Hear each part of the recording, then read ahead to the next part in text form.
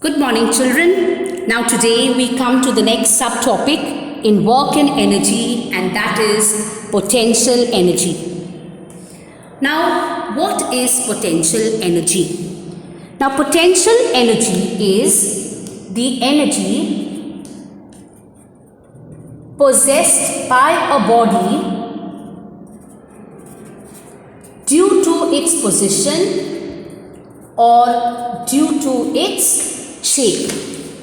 Now always remember that the object or the body that does work loses energy.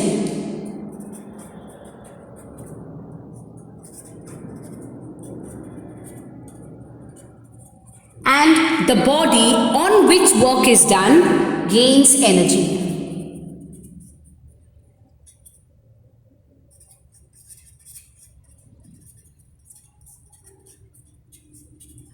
Now to understand this, I'll just give you a very simple example. Now let us say that we have a surface, and on this surface we have an object.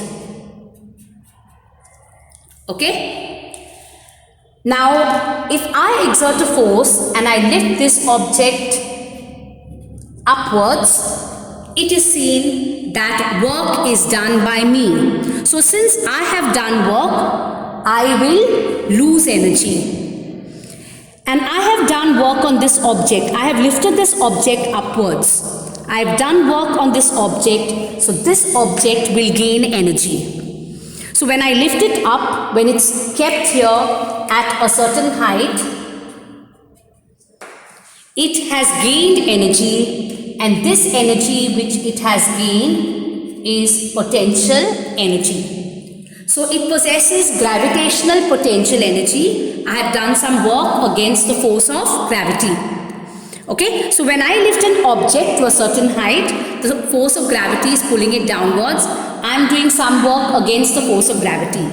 Since I have done work, I lose energy, and I have done work on this object, so this object gains energy. And the energy that it gains is potential energy. Now let us say that we have a spring like this. Now when I exert a force on this spring in both directions, if I press this spring and I compress it like this compressed spring gains energy while I lose energy. So when I compress this spring, I am doing work, so I lose energy, and this compressed spring will gain potential energy. Okay, so it gets this shape or it gets this position, and therefore it has gained potential energy. Is that clear? So similarly, if I wind a spring or a toy, I am doing work, so I lose energy while that toy will gain energy. Okay. So that energy that it gains is nothing but potential energy. So potential energy is the energy possessed by a body due to its position or due to its shape. So a compressed spring has potential energy. So if I keep a ball like this on this compressed spring and I release it, when it expands, it can fling this ball away. So it has done some work because it has potential energy. Same way, when I wind the key of a toy, the toy may move, the car may move. So I have done work, I have lost energy. That spring, that key has gained energy, and it gains energy and starts moving. Okay, so a compressed spring, a stretched rubber band can fling a paper which is held in its path rather. Then a stretched catapult you can use to fling a stone. A stretched bow also has the capacity to make the arrow move. So all these objects which have energy due to their position or due to their shape is nothing but potential energy. Now we know that work is equal to force multiplied by distance. Now we are going to derive an expression for potential energy. Okay, so work is force multiplied by distance in the direction of force or displacement. So work is equal to, instead of F, we can say m into g. G is nothing but acceleration due to gravity.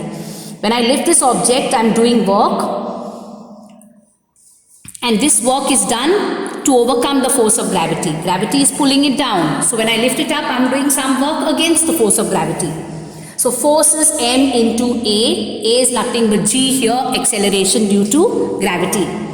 Multiply by s. Is that clear?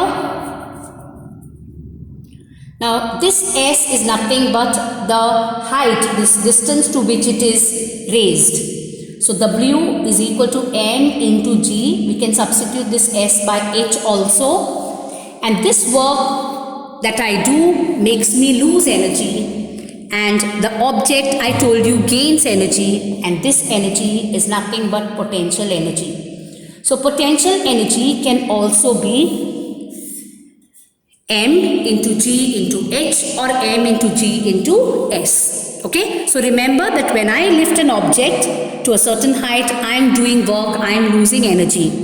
This object is gaining potential energy due to that position. How to derive an expression for potential energy? Come back to this formula. Work is equal to force into distance. So work you write as it is. Instead of force, you write m into a, which is Newton's second law, or m into g. And then you write s as it is. So work done here is nothing but potential energy. When you do work, it means that you have energy. So you write m as it is, you write g as it is, and you can substitute this distance as this height, h. Is that clear? So to solve the sums on potential energy, you have to use this formula. Potential energy is m into g into h.